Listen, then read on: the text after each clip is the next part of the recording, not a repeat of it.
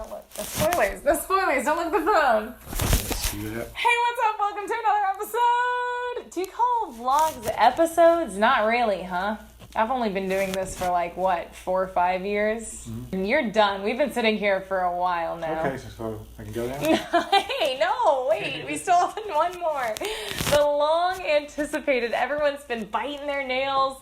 They've been holding their breath to hear how on earth a single, wonderful father raises a teenage daughter, the trials and tribulations, if you will, how you handle things. Lots of intimidating things happen in teenage years, you know, and the people need advice. Yeah. Are you ready to give that advice to them? I don't know. This is going to be really good advice because you're so easy. Well, we're going to launch right into it with a potentially awkward question. I told you when I was ready and planning on losing my virginity. Yes, that's not a question. All right, no, good. Excellent. That's true. It was my first boyfriend, and I was legal, but still, what? I'm trying to think if you were actually legal. I was legal. In Texas, I was. Yeah. I was legal. You were legal, yes. Thank you. What were you thinking? How did you react to that? Were you I didn't need to know that?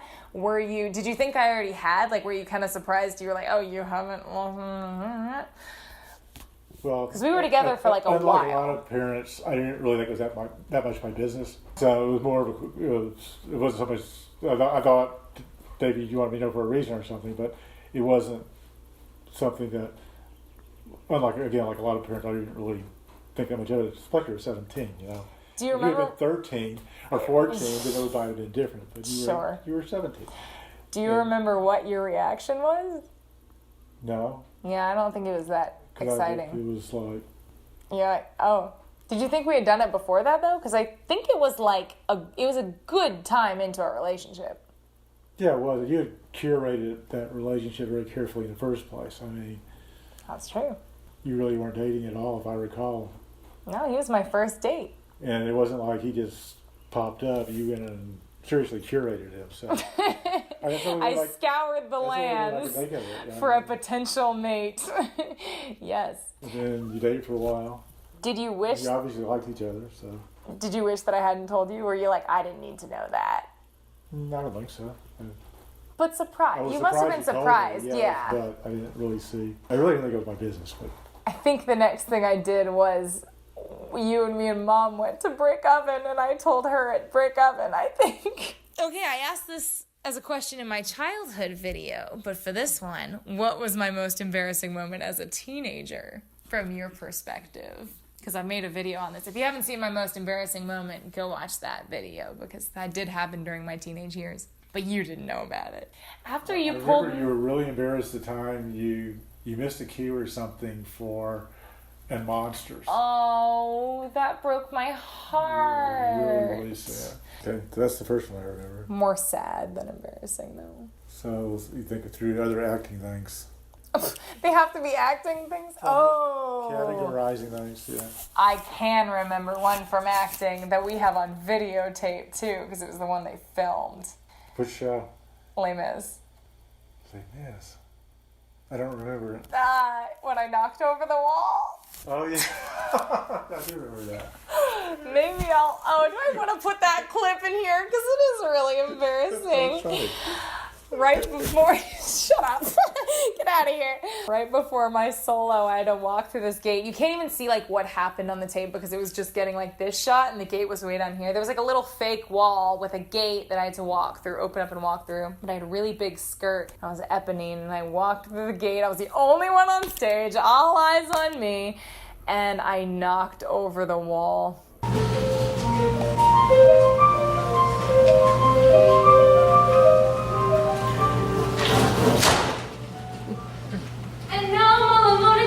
And I didn't even I didn't try to play it off with a joke. It wasn't that kind of moment in the show. I wasn't that kind of character. So I think I was just and then just went into my solo. That was embarrassing. I lost my voice when I was Roxy. And I did that whole show that one's also on tape. Yeah, you felt real bad about that. I don't remember that being embarrassing so much. You're just really It sick. just sucked. I mean, it sucked. It was embarrassing in that I sounded awful, and I still insisted on, well, because they were taping it. I wanted to perform. I wanted to go on. Let's go on. There you go. But I did sound like a dying frog. And who, in case she doesn't hang, could say she started with a bang. What can you do? It wasn't that bad. You didn't sound right. I think that's maybe enough embarrassing moments, actually, because you've listed a few embarrassing moments, and now I'm starting to get embarrassed. So. Can you think of any? My whole life is an embarrassing moment, kind of, if you really think about it. All right. Did you ever try to have the sex talk with me? The birds and the bees. No, I don't think so. Yeah. I think I just kind of remembered kind of making sure you knew, but... Mom did. I think Mom got that one. Yeah. I think she got it twice, because I think... wanted it, too. No. Because I was asking her about it. I was like, she said that she wanted to be the one to talk to me about periods. She wanted to be the one to talk to me about shaving. She apparently, I think, maybe had the birds and the bees talk with me twice. Like once when I was younger and I just forgot and asked again where babies came from. And she was like, well. So I think we actually had that talk twice. And I was like, is that one where you wanted to be the one to have the talk, or like you discussed it with Dad? Or did you just kind of accidentally get stuck with it? And she's like, yeah, no, I accidentally got stuck with that one. She's like, that was the one I didn't really care having to talk about. You were like, well, that conversation, probably heard that conversation happened. You were like, well, check. It's like, oh, not on my problem anymore. Did you ever dread having to have the birds and the bees talk? No. Did you have it with John, Eric, or Emily? I don't think so. Wow, you dodged 3 bullets. Sorry, guys. Lucky. Just keep avoiding the problem and it'll go away. There you go. Eventually they'll learn somehow. I think Spring Awakening had something to do with that show, something like that. All right. Were you ever concerned that I wasn't going to make high enough grades to go to college? No, I was never concerned about that. The big concern came when we went, first time we talked to your counselor about college, and he said something like, well, she's in the bottom 25%. You had like a 3.6 GPA. I mean, you were a good student. Westwood High School was a very, very intense school. Like the top 10%, I think all had over 4.0s. Oh, yeah. Or something like that. Like it was something insane. It was basically like a little college. And so you had insane SAT scores. You'd always done well. You'd taken American history from ACC, community college even. Okay, well, yeah, but that was because easier. I failed. That was because I failed the first time. That was my least favorite subject. I hated history. Anyway, you were a smart kid. Memorizing dates. You had good grades. The Yeah. problem was that there were all these kids that took all advanced placement classes, and so they had lots of 5.5s to mix in with all their A's. So 75% of the school had a 4-point-something average. It was a problem with colleges because particularly ones that were looking at your placement in your class. Because of that, because I was like so low placed in my high school, but I got a good SAT score. One college, they said I was cheating. They said I cheated on the SAT. It was North Texas. And I was like, what? No, excuse me. Well, they didn't exactly say you cheated. What they said was they would need letters from 3 teachers, and you'd have to take the SAT over again. Yeah, so thank you. They were basically saying you were cheating. Anyway, you were a pretty good student. I wasn't worried that you'd get into college, but I was worried that you wouldn't get scholarships or you wouldn't get into college you wanted to go to. I kind of got a scholarship. I got a theater. Did I get a theater scholarship? You got a theater scholarship. When I was in my younger teens, before Quinn came along, when I was in my younger teens, were you ever concerned about boys or boyfriends? I was a little concerned that you didn't have one or didn't want one. Oh, man. Wait, was there a period of time where you thought I might like girls? No. Oh, okay. No, it wasn't that. You were just like, what's wrong with my daughter? Why can't we get this little freak a boyfriend? No, I just was wondering, because it wasn't. I was worried that you wanted one, and weren't finding one that you wanted. But then it became pretty clear once you were looking for one that you just were looking for one you were satisfied with, and unfortunately, most teenage boys weren't really meeting the mark for your standards. So I was like a huge hopeless romantic. I mean, I still am, but I was a huge hopeless romantic when I was a teen, and like that. I wanted to find my husband so badly at such a young age. Like, I have vivid memories of being like at a party when I was like 15, like a house party, and just laying by myself very dramatically on the trampoline under the stars and being like, why haven't I met my husband? Like, I was so upset. I think it was a lot of pain because I was very set in my ways of not dating until I found someone that like could potentially be a husband, like husband material. So it sucked waiting for that. But I think it was also great because when I did finally meet Quinn, you know, he was my first date, my first kiss, you know, like he got all the firsts. And he was a very like good guy to get all of those. Like, yeah. Yeah, he was good husband material, so. Yeah. You just, to this day and age, you know, it's just too far in the future for one day. Yeah, that's true. I was just concerned, that was all, that you were frustrated by the situation, but I wasn't worried about it. There's a stereotype that dads are like, get away from my daughter or I'll bring out my shotgun. And you were like, hey, can more guys court my daughter, please? Because this is one lonely bitch over here. That's great. Well, no, I very much admired the approach you took about being really, really picky. And the guy you finally did find, he lived on the totally other side of town, went to a totally different school. Because I like to make your life hard, Dad. Yeah. It's a pattern. So I was like, of all the guys in Austin, you know, you're one. Of course we live far away. I feel you. How did you try to like bond or connect with me as a teenage girl? Like, were there common ground interests that allowed you to relate to me? Well, the common bond interests were, you know, a big part of it. Same thing with Emily to some extent. And John Eric and I had less common interests, so it was harder with him in that respect. With you, I think we had common interests for whatever reason. I was very much interested in your acting things. Sure. And you were very involved in my acting life, yeah. And also with the dance. Yeah. So I enjoyed that, you know, being involved with that a lot. And we went and saw shows together. So that wasn't, you know, purposeful bonding. It was just doing things together that made sense. And we went social dancing, country dancing, and swing dancing together sometimes. Not so much when I was a teenager, I think. Well, you kind of quit when you were 16, I think. Was that late, really? I thought it was earlier. Might have been. Well, we went down to Cipollina. You must have been 11 or 12, I guess. I remember at the Continental Club, one of the singers came down and like complimented me on my dancing in front of you, and then she was like, you stared at his feet the whole time, and that for some reason like made a huge mark. I was very embarrassed by that, and I remember being discouraged then. Certainly, I don't know if that's when I called it a hard quit, but I don't remember that at all, but I do remember it was kind of sad. I thought it was because the creepy guys were creeping you out. It also got a lot weirder as I got older because I started being really uncomfortable dancing with adult men who I didn't know. I know you were always like, just say no if a guy asks you to dance and you don't want to dance with him. But I was like, but like, if I'm dancing with you, then I just feel uncomfortable saying that. And I had to like, I just didn't want to bother.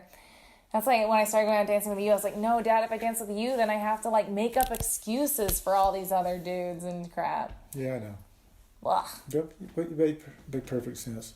Then the other thing is that because I had to drive you till you were like 18, so and then since you had a boyfriend on the other side of town, that meant I got to spend lots of time with you just driving you around. That's true. Which people would say, God, don't you get tired of driving your daughter around? I'm thinking, holy shit, this is a privilege, you know? We have a great time together. I played you lots of music. I learned the difference between Lady Gaga and... the one you can never remember the name of. Oh, yeah, well... Oh, boy, let's Taylor see. Swift. Hey, very good. Are we done? That was good. No, 2 more. What is the best piece of advice you can give when it comes to raising a teenage girl? If you are, say, a single parent, like what's a good piece of advice you can give on how to help them move along? I guess it's kind of the same with teenagers as it is with little kids, and that is you're basically there to support them, you know, to teach them, to give them love, to, you know, reward compassion,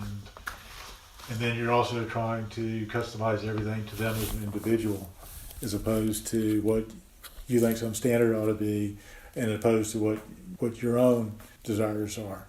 And things like values and rules and discipline, all those things just kind of come naturally, eventually, if you just kind of stick to the basics of, you know, love and caring and treat them as an individual. That's kind of the...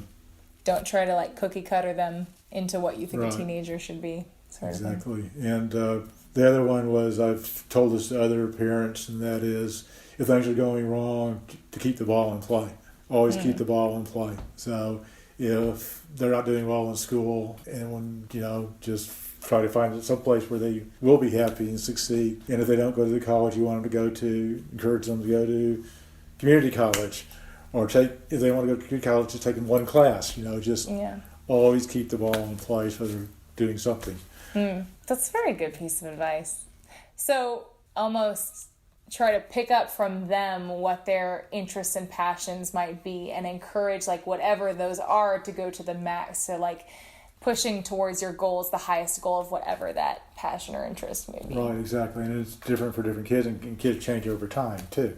Sure. I mean, for you it was really easy because during the summer when you didn't have school, we were looking for things for you to do. Unlike during the school year where you had dancing and so forth. So I don't know if you remember, we went to different types of camps, tried different things. There was art and things. I've done every type of camp under the sun. Right. Tennis, horseback riding, pottery, art, Right. cooking. Oh, we tried everything. And then I settled on acting. Right. And I was really happy there. And that turned out to be also very time and cost efficient. Could keep you busy all summer long for not too much money. That's true. And you really liked it. Turned into a career. Turned into the rest of my life. It was a big social thing that was positive too, because you were thrown in with a bunch of kids that were hams like you were. Yeah.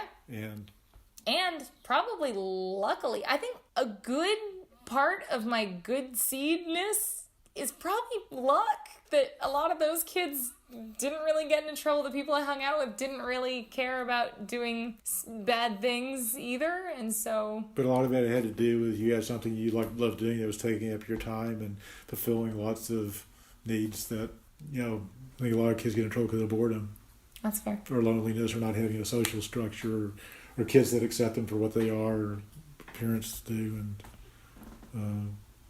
give love and support and keep them engaged in Right. things that they like. Right.